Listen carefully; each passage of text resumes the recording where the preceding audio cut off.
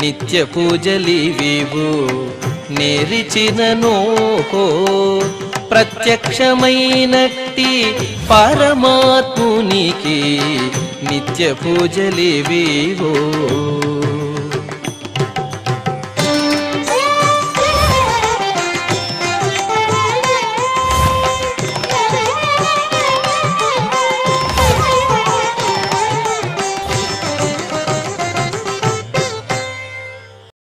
ఓం నమో వెంకటేశాయ. ఈరోజు ఆదివారము, శ్రీ క్రోధినామ సంవత్సరము, ఉత్తరాయణము, వసంత ఋతువు, చైత్రమాసము, శుక్లపక్షము, షష్ఠి తిథి, ఆర్ద్ర నక్షత్రము, ఏప్రిల్ 14, 2024.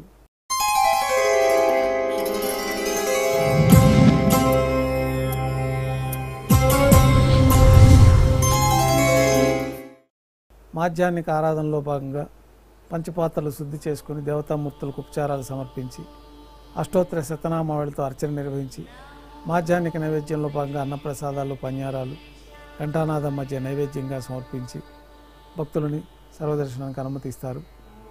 ఉభయ దేవేలతో శ్రీ మలయప్ప స్వామివారు బంగారు తిరిచిపైన వేయించేసి మేళ తాళాలతో ఊరేగింపుగా విమాన ప్రదక్షిణంగా సంపంగి ప్రాకారంలో కల కళ్యాణ మండపానికి చేరుకుంటారు. కళ్యాణోత్సవం ప్రారంభమవుతుంది.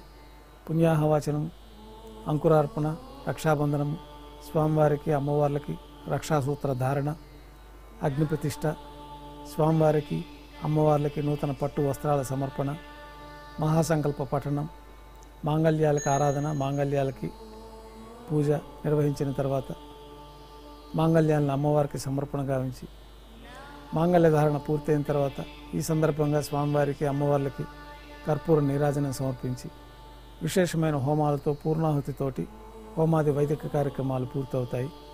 ఉభయ దేవేలతో శ్రీ మలయప్ప స్వామివారికి మాలా పరివర్తనం అనే కార్యక్రమాన్ని నిర్వహించిన తర్వాత ఉభయ దేవేలు మలయప్ప స్వామివారి చెంతకు చేరిన తర్వాత అక్షతారోపణం అనే వైదిక కార్యక్రమాన్ని నిర్వహించి కర్పూర నీరాజనము, నైవేద్యము, తిరిగి కర్పూర నీరాజనంతో కళ్యాణోత్సవం పూర్తవుతుంది. ఉభయ దేవేలతో శ్రీ మలయప్ప స్వామివారు మేళతాళాలతో ఊరేగింపుగా ధ్వజస్తంభం వద్ద కల అద్దాల మండపానికి చేరుకుంటారు. వేదపారాయణ నడుమ ఊంజల సేవ నిర్వహించి కర్పూర నీరాజనంతో ఊంజల సేవ పూర్తి అవుతుంది. ఉభయ దేవేలతో శ్రీ మలయప్ప స్వామివారు ఆలయం వేల్పుల కల వైభవోత్సవ మండపానికి చేరుకుంటారు. ఆర్జిత బ్రహ్మోత్సవంలో భాగంగా బంగారు గరుడ వాహనంపైన శ్రీ మలయప్ప స్వామివారు వేంచేస్తారు. కర్పూర నీరాజనంతో గరుడ వాహన సేవ పూర్తి అవుతుంది. హనుమంత వాహనంపైన శ్రీ మలయప్ప స్వామివారు వేంచేస్తారు. కర్పూర నీరాజనంతో హనుమంత వాహన సేవ పూర్తి అవుతుంది. పెద్ద శేషవాహనంపైన శ్రీ మలయప్ప స్వామివారు వేంచేస్తారు. కర్పూర నీరాజనంతో పెద్ద శేషవాహన సేవ పూర్తి అవుతుంది. ఉభయ దేవేలతో కలిపి శ్రీ మలయప్ప స్వామివారు తిరిచిపైన వేంచేసిన తర్వాత కర్పూర నీరాజనంతో ఆర్జిత బ్రహ్మోత్సవం పూర్తి అవుతుంది. సాయం సంధ్య వేళలో 1000 దీపాలతో అలంకరించబడిన సహస్ర దీపాలంకరణ సేవ మండపానికి ఉభయ దేవేలతో శ్రీ మలయప్ప స్వామివారు వైభవం మంటపం నుంచి మేళతాళాలతో ఊరేగింపుగా చేరుకుంటారు. వేదం, గానం, నాదం నడమ సహస్ర దీపాలంకరణ సేవ నిర్వహించి నక్షత్ర నీరాజనము, కర్పూర నీరాజనంతో సహస్ర దీపాలంకరణ సేవ పూర్తి చేసుకొని ఉభయ దేవేలతో శ్రీ మలయప్ప స్వామివారు 4 తిరువీధుల్లో ఉత్సవం జరుపుకుంటూ ఆలయంలోకి వేంచేస్తారు.